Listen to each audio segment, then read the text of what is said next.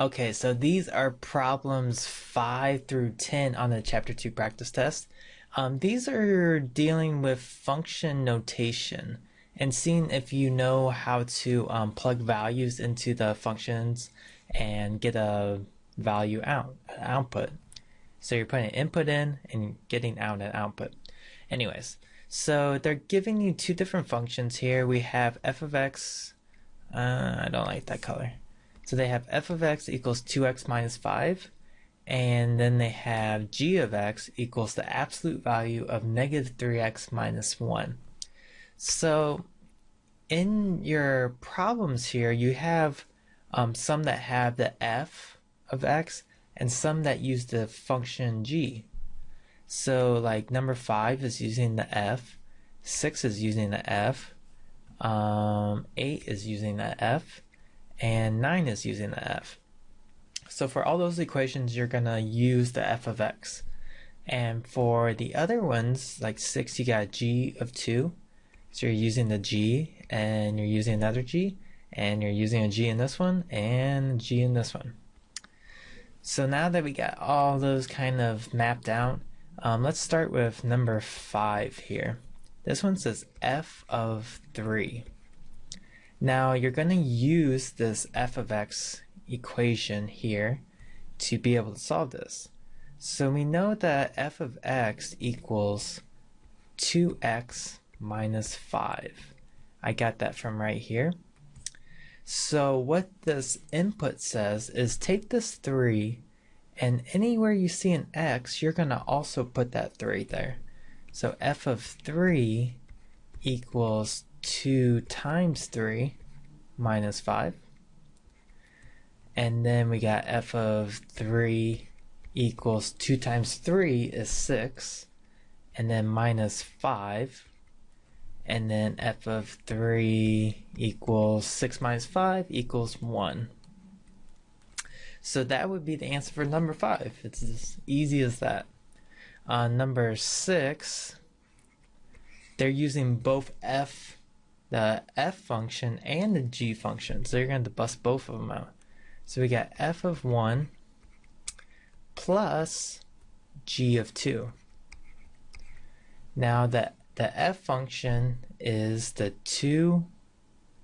Let's see. Should I solve these both separately?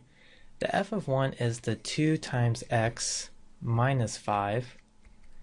And then the g, maybe I should write that in a different color.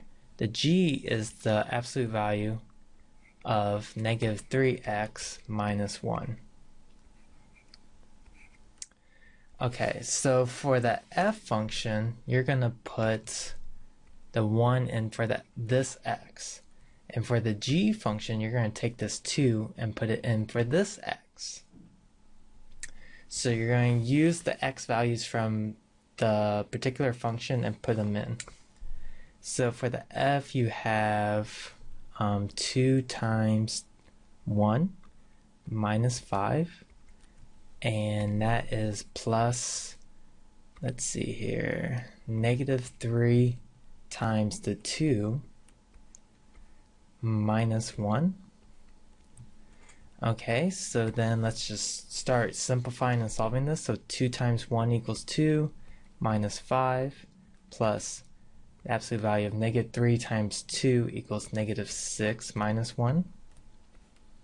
And then we got 2 minus 5, which equals negative 3, plus the absolute value of negative 6 minus 1 equals negative 7. And then you have negative 3 plus the absolute value of negative 7 turns into a positive 7. And then negative 3 plus 7 equals 6, 5, 4 equals a positive 4. So that's the answer for number 6. Okay, let's make some room here. Okay, let's try number 7. So number 7 says g of 0. So the g function is this one.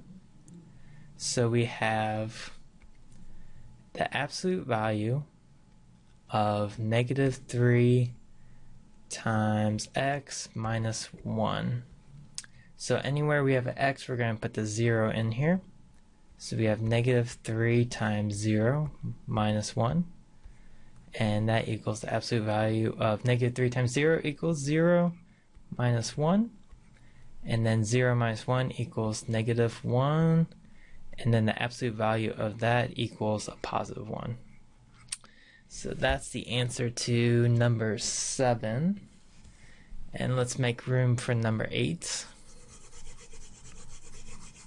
Remember, you can pause these videos, rewind them anytime you need to. I'm just going as fast as I can here. So g of 2 minus f of 0. So we need to use both the g and the f. So the g is negative 3x minus 1 minus the f function, which equals 2x minus 5. So we're going to take this 2 and put it in for that x, and then the 0 and put it in for that x. Okay, so we got negative 3 times 0 minus 1 minus 2 times 0 minus 5. And then negative 3 times 0 equals 0, so 0 minus 1.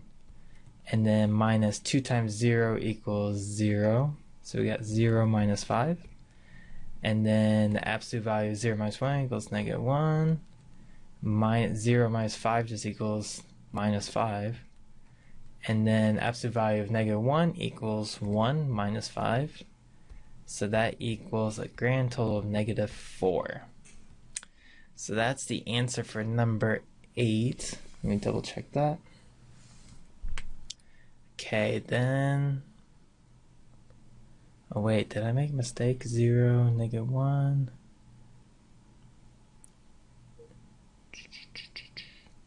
G of 2. Uh-oh. I was supposed to put a 2 in for the x. Oh my gosh, why didn't you guys stop me? Let's go back. So this is wrong, this is wrong. Okay. So a 2 goes in for the x. So I'm supposed to put a 2 here. So negative 3 times 2 equals negative 6. Negative 6 minus 1 equals negative 7 minus 5. The absolute value of negative 7 equals positive 7 minus 5. And that equals 2. Okay, so that's probably better. So then let's do number 9. So we have f of negative 1 minus g of 3. So we need to use the f and the g function. So the f function is 2x minus 5. And the g function is g of 3 equals negative 3x minus 1.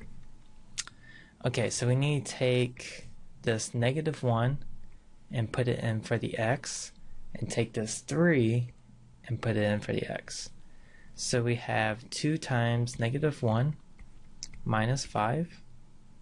And then minus that by the absolute value of negative 3 times 3 minus 1. 2 times negative 1 equals negative 2. And minus 5. Minus the absolute value of negative 3 times 3 equals negative 9 minus 1. And then we have negative 2 minus 5, which equals negative 7 minus the absolute value of negative 9 minus 1 equals negative 10. And then the absolute value of negative 10 equals a positive 10.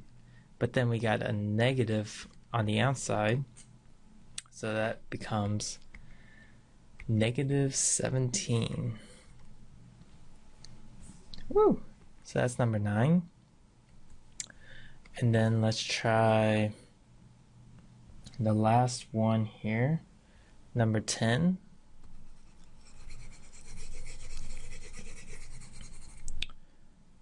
So on 10, you have 2 times g to the negative 4.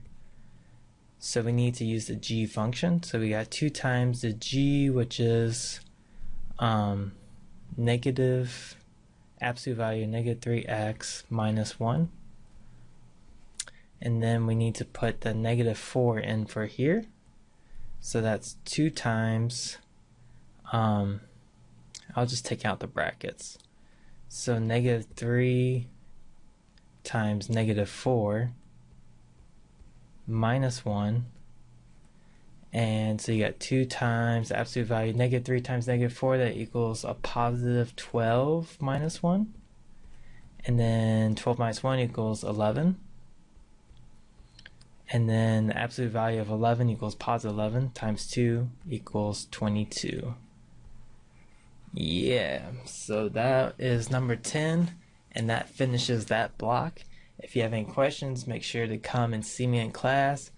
Go ask your friend, see me after school. Do what you need to do to make sure that you understand